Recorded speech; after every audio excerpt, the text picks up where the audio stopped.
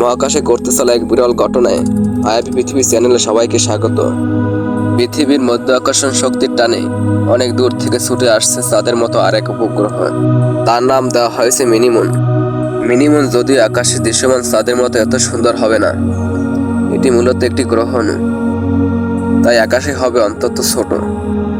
গ্রহণটির আসল নাম হলো 2024 PT5। কোনো বিজ্ঞানী এটাকে কোয়াসিমুম বা অর্ধেক চাঁদ বলে উল্লেখ করেছেন। সৌরজগতে রয়েছে অসংখ্য গ্রহ, প্রত্যেকেই একাধিক চাঁদ নিয়ে ঘুরপাক খায়, কিন্তু পৃথিবীর কাছে রয়েছে একটি চাঁদ। এই একের সঙ্গে এবার আরেক যুক্ত হতে চলেছে। এমনই দারুণ তথ্য দিয়েছে বিজ্ঞানীরা। তাদের ধারণা যে পৃথিবী শীঘ্রই আরও একটি চাঁদ পেতে পারে। অত্যন্ত বিরল জ্যোতির্বিজ্ঞানের ঘটনা ঘটতে চলেছে শীঘ্রই। এই গ্রহণটির ব্যয় প্রায় 10 মিটার।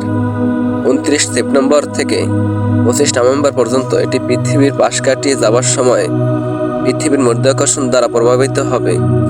অর্থাৎ পৃথিবীর 2 নম্বর উপগ্রহ সাময়িক সময়ের পৃথিবীর চারপাশে ঘুরবে। 25 নভেম্বরের পরে এটি পৃথিবীর মাধ্যাকর্ষণ থেকে বেরিয়ে আসবে এবং তারপর আবার নিজের কক্ষপথে চলে যাবে। সবচেয়ে উল্লেখযোগ্য বিষয় হলো যে এই গ্রহণ যে শুধু পৃথিবীর উপগ্রহ হয়ে ঘুরবে তা কিন্তু নয়। বিজ্ঞানীদের গবেষণায় বিশেষ সাহায্য করবে এটি।